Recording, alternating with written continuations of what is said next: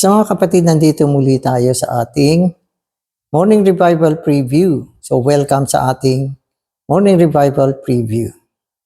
At ang schedule natin ngayon ay Week 4, Day 5. So magbabasa na ako ng versikulo natin mula sa Revelation 22:14.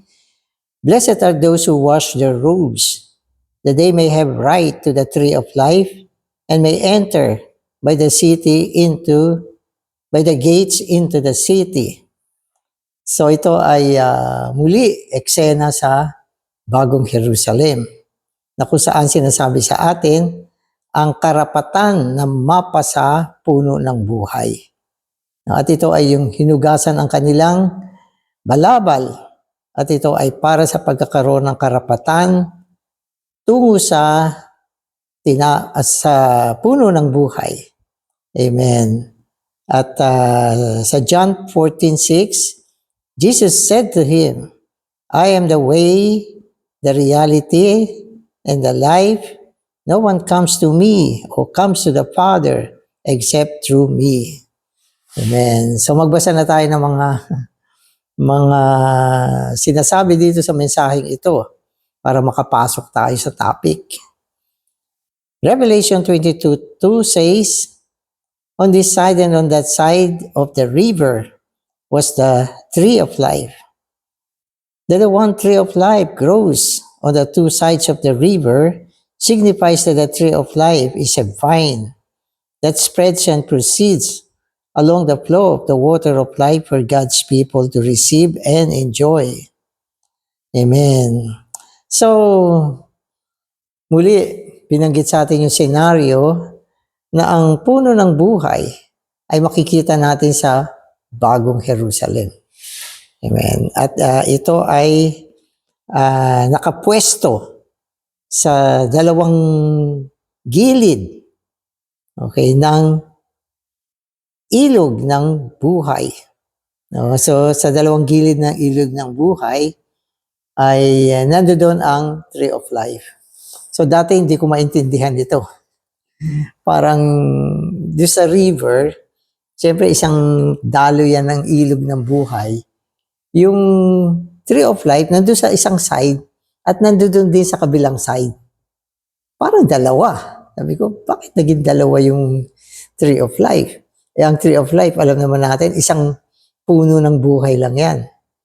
Pero sa pagsasalarawan, nandun siya sa kabilaang gilid. Kaya pumasok sa isip ko, parang sa New Jerusalem, mahigit sa isa ang Tree of Life. Pero mula dito, nasagot yung tanong ko. No? Na sinasabi sa atin, meron lang naman talagang isang puno ng buhay. Puno ng buhay. Isa lang yan. Kaya lang, paano siya napunta sa dalawang gilid ng ilog ng buhay? Ang paliwanag dito, kasi itong puno na ito, hindi naman lumalagong pataas. No? At ito ay lumalago ng pagapang. Palapad, pagapang. Umaano siya, kumakalat siya. Yung gano'n. Kasi siya ay vine. Baging ito eh. So, tama naman. Okay na, so nasagot na. Ibig sabihin ay pagapang siya. Kaya pumunta siya mula sa isang side, napunta rin siya sa kabila. Amen. Okay, so tuloy ko yung basa. Amen. The tree fulfills for eternity what God intended from the beginning. The tree of life was closed to men because of his fall, but it was open to the believers through the redemption of Christ. Today, the enjoyment of Christ as the tree of life is the believer's common portion. In the millennial kingdom, the enjoyment of Christ as a tree of life will be a dispensational reward to the overcoming believers. Eventually, in the new heaven and the new earth for eternity, the enjoyment of Christ as a tree of life will be the eternal portion of all God's redeemed. Amen. So, dito binabanggit sa atin, ang puno ng buhay, isinagawa niya kung ano ang layunin ng Diyos sa tao mula pa nung simula. Ano ba yung layunin ng Diyos para sa tao mula sa simula? Ibig sabihin, nilagay ng Diyos ang tao sa halamanan ng Eden at sa harapan ng puno ng buhay upang maisagawa kung ano ang gusto niya para sa tao. At mula dyan sa larawan na yan, makikita natin ang kagustuhan ng Diyos para sa tao ay ang Diyos ay makapasok sa tao. Yun, makapasok siya sa tao. Kaya sa simula pa, binanggit sa atin na ang tao ay winangis niya o nilalang niya ayon sa wangis at anyo ng Diyos. At sa Romans 9, binanggit na ang tao ay isang sisidlan. Kaya pag binuo mo siya, isa siyang sisidlan ng Diyos. No? Kaya siya ayon sa wangis at anyo ng Diyos. Upang ang Diyos ay makapasok sa tao, maging buhay at kalikasan ng tao ang Diyos, at unti-unti siya ay maging isang panustos buhay sa tao.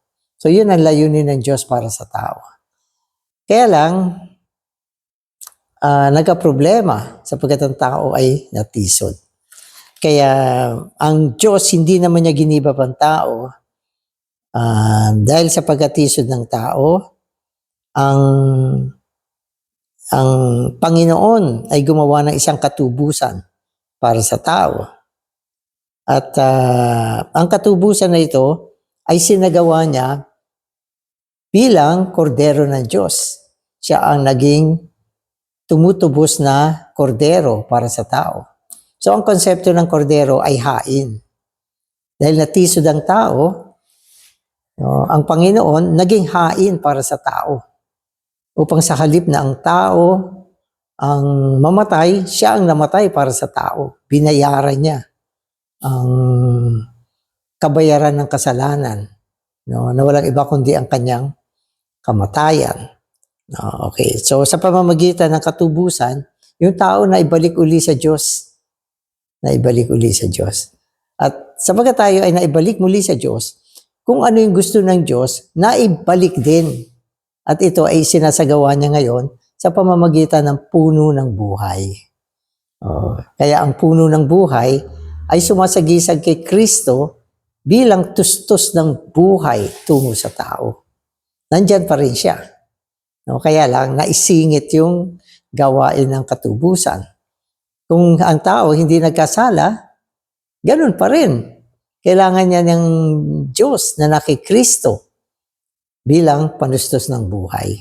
Kaya yung konsepto ng puno ng buhay, okay, mahalaga yan. Sapagkat yan ang tumutupad sa layunin ng Diyos para sa tao. Ngayon, meron naman dalawang kapanahunan na binanggit dito. Yung panahon ng Millennial Kingdom at yung panahon ng Bagong Jerusalem. So, pareho na si Kristo bilang puno ng buhay, nandiyan dyan. Kaya lang, merong pagkakaiba ng emphasis. Halimbawa sa Millennial, si Kristo bilang puno ng buhay ay sumasagisag sa isang pangkapanahunang tustos ng buhay. Ang ibig sabihin ng pangkapanahunan, yan lang sa panahon na yan. Hindi sa lahat ng kapanahunan. At si Kristo naman bilang puno ng buhay, sa panahon ng Bagong Jerusalem, ay sumasagisag kay Kristo bilang bahagi ng mga mananampalataya. Bahagi ang sinabi rito. Amen. Okay, so sabi rito,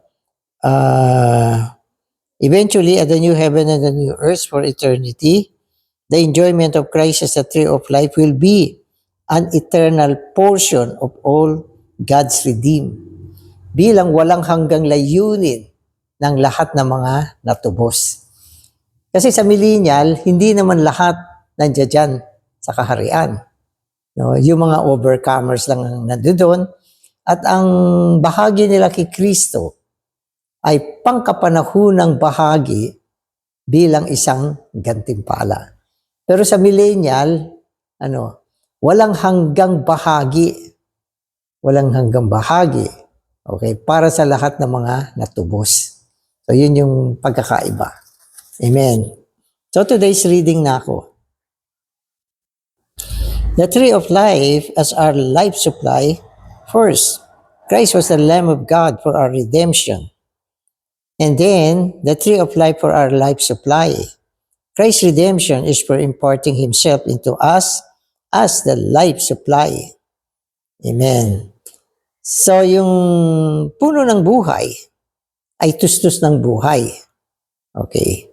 So, una, dahil tayo ay natisod, okay, sa pamamagitan ng puno ng buhay, ibinahagi niya sa atin ang kanyang katubusan. At sa bahagi ng katubusan, si Kristo ay naibahagi sa atin bilang ating buhay. Okay. At pagkatapos niyan, siya ay naibabahagi naman sa atin bilang tustos ng buhay. Okay. So yung una, redemption, binahagi siya bilang ating buhay. So once lang yon. Okay. Pero pagkatapos noon, siya ay naging panustos ng buhay sa atin. Yun naman ay continuous. Parang isang daloy.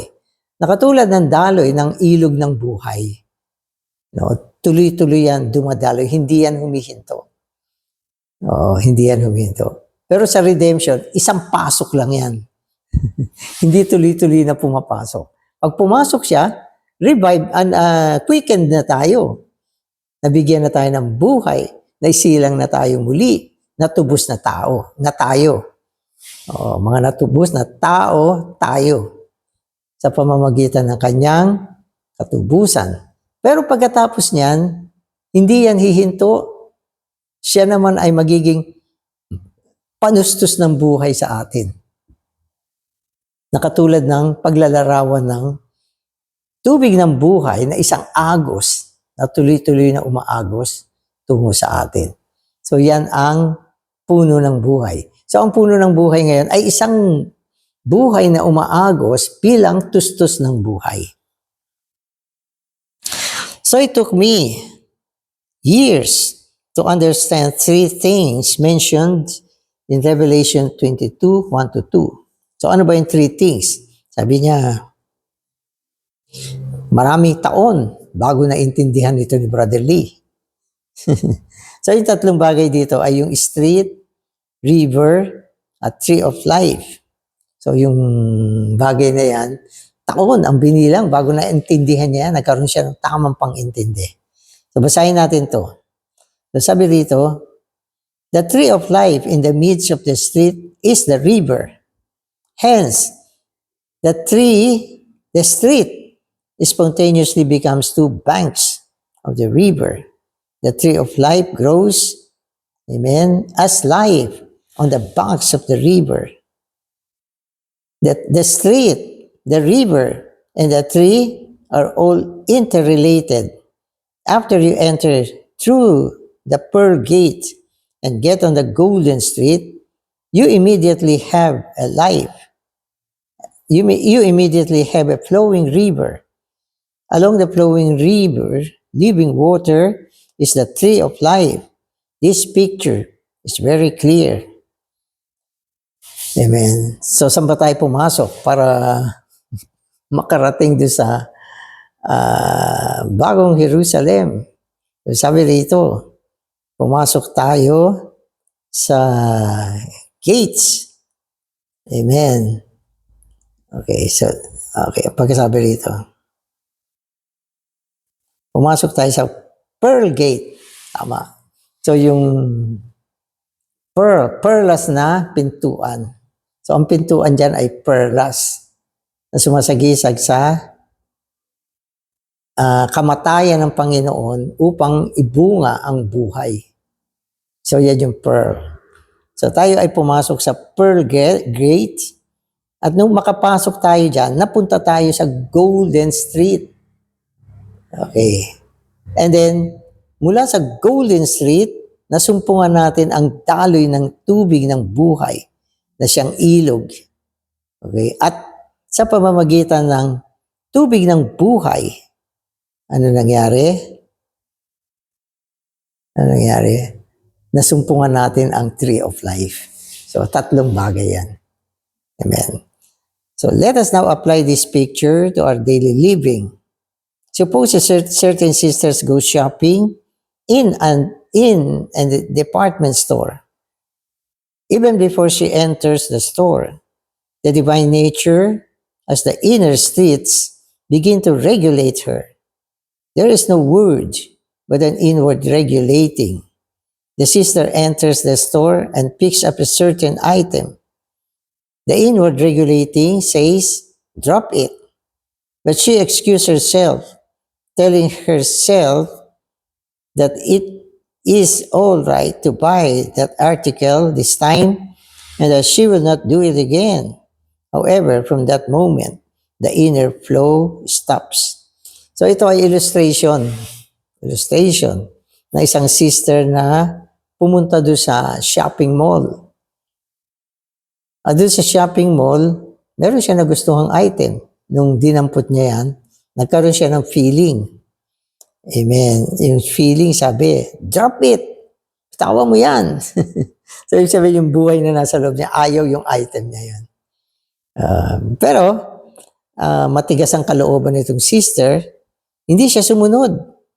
Sabi niya, doon sa damdamin na gano'n, okay lang to. No? At last na to. So, minsan pag gumagawa tayo ng mali, laging iniisip natin, last na to. Last na to. Kaya, sinuway niya yung feeling sa loob niya. So, ano nangyari? Ang nangyari, huminto ang panloob na daloy. Huminto siya. At ano pa? Nang siya ay nakauwi na, hindi na siya makapray. So, ito ay isang negatibong pagpapakita, pagsasalarawan, kung ano ang nangyayari kung hindi tayo sumunod sa panloob na paggagabay ng dibinong kalikasan. Amen. So dito parang wala namang involved na kasalanan. Kundi ang una, yung damdamin na nagbabawal. No, ito ay sa panahon na nandun na siya sa street. Okay, so pumasok siya sa Pearl Gate. Ibig sabihin na nampalataya siya sa Panginoon. Nakarating siya doon sa street, Golden Street. Ginto yan eh. Tapos mula dyan, nagkaroon siya ng feeling. Nasa mall siya eh. Meron siyang gustong bilhin, sabi ng feeling, bitawan mo yan. Ayaw. Pero nagmatigas siya. Sinabi niya na, last na to, last na. Ibig sabihin, sinunod niya yung sarili niya. At dahil diyan, huminto yung daloy. Huminto yung daloy. So, nawawala siya kasi na-offend mo siya. Hindi mo siya sinunod. Kaya nawala siya. At ito pa, nung umuwi na siya, hindi na siya makapanalangin. Nawala yung daloy, pati yung panalangin, nawala na rin. So ito ay malinaw na pagpapakita sa atin, okay, ng larawan na nakita natin sa Bagong Jerusalem. So anong meron sa Bagong Jerusalem? Street na ginto, dinadaluyan ng tubig ng buhay mula sa trono at kordero. Ibig sabihin sa pamamagitan ng daloy na yan, tayo ay nare-regulate, nagagabayan ng Panginoon. Agos yan eh. Amen. So after the sister comes home, okay, she finds that she is not able to pray. This is a negative illustration of what happens when we do not follow the inward regulation of the divine nature. So mga kapatid, napaka-practical nito sa buhay natin. Diba? Araw-araw, napapansin mo, mayroong daloy sa loob mo, mayroong pagtuturo sa loob mo, mayroong pagbabawal sa loob mo, mayroong pagre-regula sa loob mo. So, yan ay ang damdamin na binibigay ng Panginoon sa atin. Subalit, okay, kung ito ay hindi mo susundin, okay, yung daloy ng Espiritu, okay, na siyang daloy ng tubig ng buhay, yung ilog ng tubig ng buhay, ay hihinto. Hihinto na yan. So, meron mga ganyang experience, humihinto siya. Yung iba natatagalan bago makabalik. Yung iba naman, mabilis lang bumalik at natututo. Meron naman akong kwento na habang buhay na hindi na bumalik yung daloy. So, depende yan kung gaano kaseryoso ang iyong pagsalansang. Depende. So, meron yan degree. Yung iba nga sa pagsalangsang, namamatay eh. Oo, namamatay. Iba naman nagkakasakit pa. Pero pangkaraniwan, humihinto yung daloy sa loob natin. Huwag mo pahintuin yan. Sayang yan.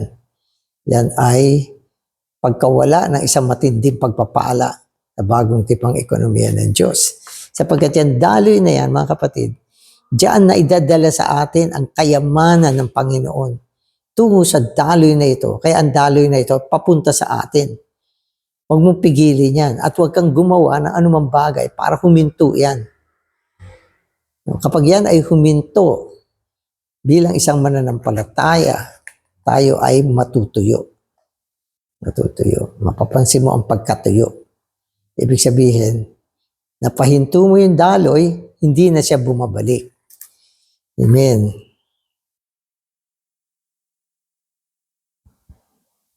Okay, so ito naman. Suppose when the inward regulation tells the sister not to buy that particular article, she says, "Amen, Lord, amen." So immediately, she will find herself walking on the golden street. At the same time, she will sense that the inner flow is intensified and strengthened. She will also sense that the inner flow brings her the rich supply of life. There is the enjoyment of the tree of life. As she leaves the store, she may even feel like singing or shouting hallelujah. This is what it means to walk on the street, Golden Street, to partake of the flowing river and to enjoy all the riches of the tree of life. So ito naman ay yung kabaliktaran. So kanina yung illustration natin, sumuway. Sumuway, hindi sumunod. No? At ang resulta ay kadiliman. Di ba? Pag tagtuyot, especially tagtuyot, walang daloy, walang tubig, tuyo ang buhay. Okay. Pero kung sa kabaliktaran naman, siya ay sumunod. Kung siya ay sumunod, ito naman yung mga pagpapala. Okay, unang-una, makakaramdam siya, madadama niya ang panloob na daloy, na ang panloob na daloy ay napalakas, napatindi, napalakas. So may daloy, pero dahil sinunod niya yung damdamin, huwag mong bilhin yan, drinap na niya, ginibap niya. Boom! Lumakas yung daloy, napatindi, napalakas. So yun yung unang pagpapala. At madadama rin niya ang daloy, dinadala sa kanya ang mga kayamanan ng tustos ng buhay. Okay. At ito ay ang pagtatamasa sa puno ng buhay. Okay. And habang umaalis na siya sa mall, nakakadama siya ng pag-awit at pag-hallelujah. Okay, so ito ang nangyayari kung tayo ay lumalakad sa gintong kalsada upang makibahagi sa daloy ng ilog ng buhay at tamasahin natin ang kayamanan ng puno ng buhay. So yan yung magandang illustration ng pamumuhay ng isang believer. Okay, saan man tayo naroroon, tayo ay nire-regulate tayo ng espiritu. May mga panahon na yung espiritu malakas. Pinipigil tayo. Wag mong gawin yan. Hindi pwede yan. So malakas ang kanyang paggagabay. Pinapahinto tayo. Pero dahil tayo naman ang hari ng ating sarili, umaalpas pa rin tayo. At sa ating pag-alpas, ang una mo mararamdaman ay ang paghinto ng daloy. Hinto ang daloy sa loob mo. At makakadama ka ng kamatayan pagkatuyot. No, kaya huwag nating hayaan na mangyari yan sa ating buhay. Salamat, Panginoon. Ikaw ang daloy ng buhay. Ikaw ang tubig ng buhay. Araw-araw nireregulahan mo kami. Nawa magpasubmit kami sa iyong kagustuhan. Panginoong Jesus. Amen.